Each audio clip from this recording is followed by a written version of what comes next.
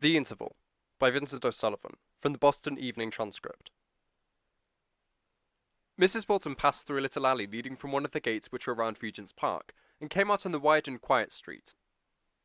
She walked along slowly, peering anxiously from side to side as to not to overlook the number. She pulled her furs close around her. After her years in India, this London damp seemed very harsh. Still, it was not a fog today. A dense haze, grey and tinged ruddy, lay between the houses, sometimes blowing with a little wet kiss against the face. Mrs. Walton's hair and eyelashes and her furs were powdered with tiny drops. But there was nothing in the weather to blur the sight. She could see the faces of people some distance off, and read the signs on the shops. Before the door of a dealer in antiques and second-hand furniture she paused, and looked through the shabby, uncleaned window at an unassorted heap of things, many of them great value.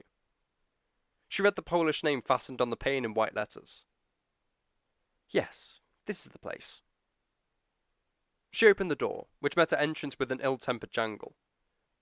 From somewhere in the black depths of the shop, the dealer came forward. He had a clammy white face, with a sparse black beard, and wore a skull cap and spectacles. Mrs. Walton spoke to him in a low voice.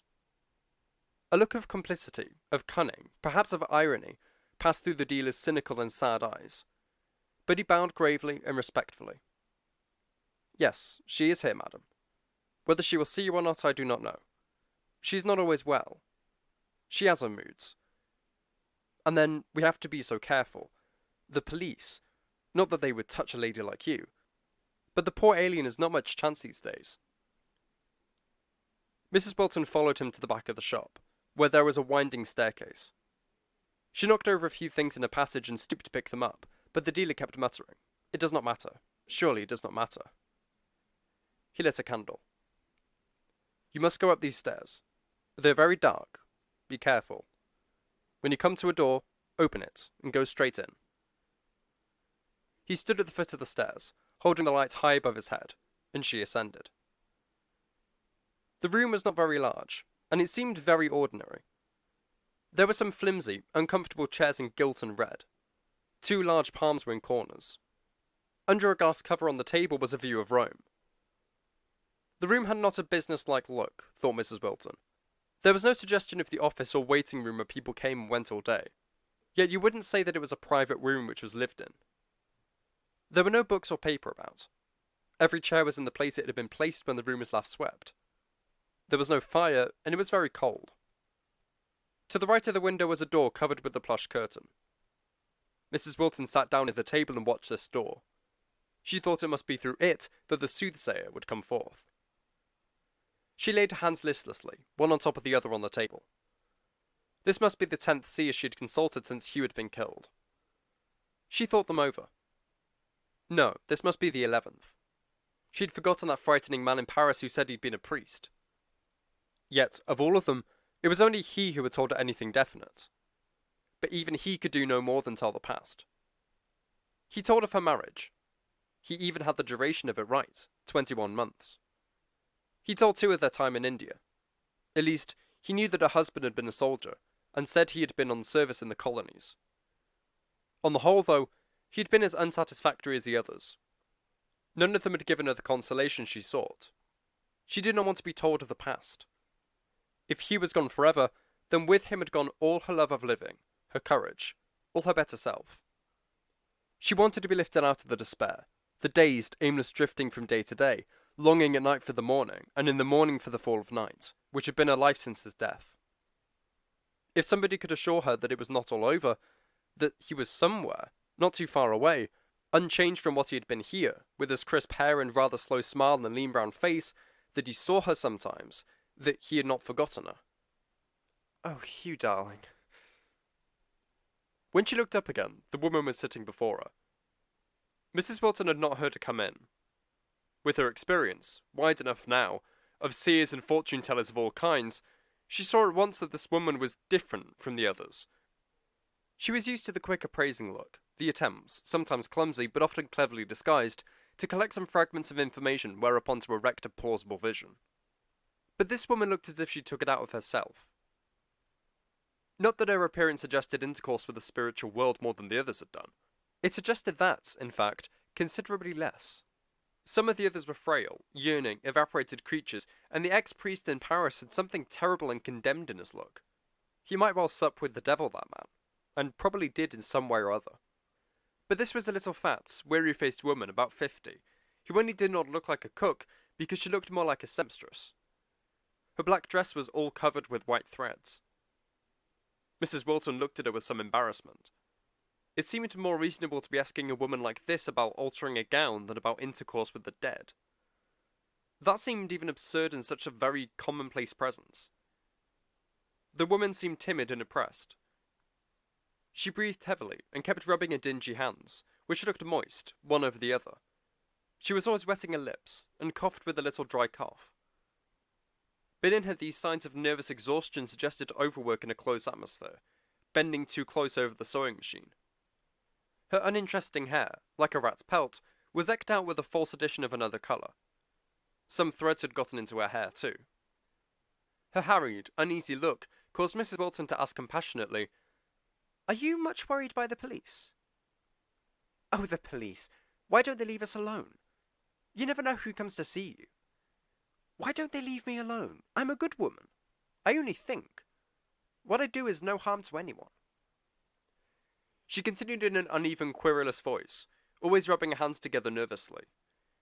She seemed to the visitor to be talking at random, just gabbling, like children do sometimes before they fall asleep. "I wanted to explain," hesitated Mrs. Wilson. But the woman, with her head pressed close to the back of the chair, was staring beyond her at the wall. Her face had lost whatever little expression it had. It was blank and stupid. When she spoke, it was very slowly, and her voice was guttural. "Can't you see him? It seems strange to me that you can't see him. He's so near you. He's passing his arms around your shoulders." This was a frequent gesture of Hugh's, and indeed at that moment she felt that somebody was very near her, bending over her. She was enveloped in tenderness. Only a very thin veil, she felt, prevented her from seeing. But the woman saw. She was describing Hugh minutely, even the little things like the burn on his right hand. "Is he happy? Oh, ask him, does he love me?" The result was so far beyond anything she had hoped for that she was stunned. She could only stammer the first thing that came into her head. "Does he love me?" "He loves you." He won't answer, but he loves you.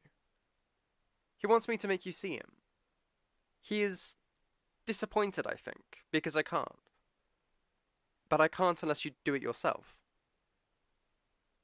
After a while, she said, "I think you will see him again. You think of nothing else. He is very close to us now." Then she collapsed and fell into a heavy sleep and lay there motionless, hardly breathing. Mrs. Wilton put some notes on the table and stole out on tiptoe. She seemed to remember that downstairs in the dark shop, the dealer with the waxen face detained her to show her some old silver and jewellery and such like. But she did not come to herself. She had no precise recollection of anything, till she found herself entering a church near Portland Place. It was an unlikely act in her normal moments. Why did she go in there? She acted like one walking in a sleep. The church was old and dim, with high black pews. There was nobody there. Mrs. Wilton sat down in one of the pews and bent forward with her face in her hands. After a few minutes, she saw that a soldier had come in noiselessly and placed himself about half a dozen rows ahead of her. He never turned round, but presently she was struck by something familiar in the figure. First, she thought vaguely that the soldier looked like a Hugh. Then, when he put up his hand, she saw who it was. She hurried out of the pew and ran towards him. "Oh, Hugh! Hugh, have you come back?" He looked round with a smile. He had not been killed. It was all a mistake. He was going to speak. Footsteps sounded hollow in the empty church. She turned and glanced down the dim aisle. It was an old sexton or verger who approached. "I thought I heard you call," he said. "I was speaking to my husband." But Hugh was nowhere to be seen. "He was here a moment ago." She looked about in anguish. "He must have gone to the door." There's nobody here, said the old man gently. Only you and me. Ladies are often taken funny since the war. There was one in here yesterday afternoon, said she was married in this church and her husband had promised to meet her here. Perhaps you were married here? No, said Mrs. Wilton, desolately. I was married in India. It might have been 2 or 3 days after that, when she went into a small Italian restaurant in the Bayswater district. She often went out for her meals now. She had developed an exhausting cough, and she found that it somehow became less troublesome when she was in a public place, looking at strange faces. In her flat, there were all the things that Hugh had used. The trunks and bags still had his name on them, with the labels of places where they had been together. They were like stabs. In the restaurant, people came and went, many soldiers too among them, just glancing at her in the corner. This day, as it chanced, she was rather late and there was nobody there. She was very tired. She nibbled at the food they brought her. She could almost have cried from tiredness and loneliness and the ache in her heart. Then suddenly he was before her, sitting there opposite at the table. It was as it was in the days of their engagement, when they used sometimes to lunch at restaurants. He was not in uniform. He smiled at her and urged her to eat, just as he used to in those days. I met her that afternoon as she was crossing Kensington Gardens, and she told me about it. I've been with you. She seemed most happy. Did he say anything? No. Yes. I think he did, but I could not quite hear. My head was so very tired. The next time... I did not see her for some time after that. She found, I think, that by going to places where she had once seen him, the old church, the little restaurant, she was more certain to see him again. She never saw him at home, but in the street or park he would often walk along beside her. Once he saved her from being run over. She said she actually felt his hand grabbing her arm, suddenly, when the car was nearly upon her. She had given me the address of the clairvoyant, and it is through that strange woman that I know, or seem to know, what followed. Mrs. Wilton was not exactly ill last winter, not so ill at least as to keep to her bedroom. But she was very thin, and her great handsome eyes always seemed to be staring at some point beyond, searching. There was a look in them that seamen's eyes sometimes have when they are drawing on a coast of which they are not very certain. She lived almost in solitude. She hardly ever saw anybody except for when they sought her out. To those who were anxious about her, she left and said she was very well. One sunny morning, she was lying awake, waiting for the maid to bring her tea. The shy London sunlight peeped through the blinds. The room had a fresh and happy look. When she heard the door open, she thought that the maid had come in. Then she saw that Hugh was standing at the foot of the bed. He was in uniform this time, and looked as he had looked the day he went away. "Oh, Hugh, speak to me. Will you not just say one word?" He smiled and threw back his head, just as he used to in the old days at her mother's house when he wanted to call her out of the room without attracting the attention of the others. He moved towards the door, still signing to her to follow him. He picked up her slippers on the way and held them out to her as if he wanted her to put them on. She slipped out of bed hastily. It is strange that when they came to look through her things after her death, the slippers could never be found.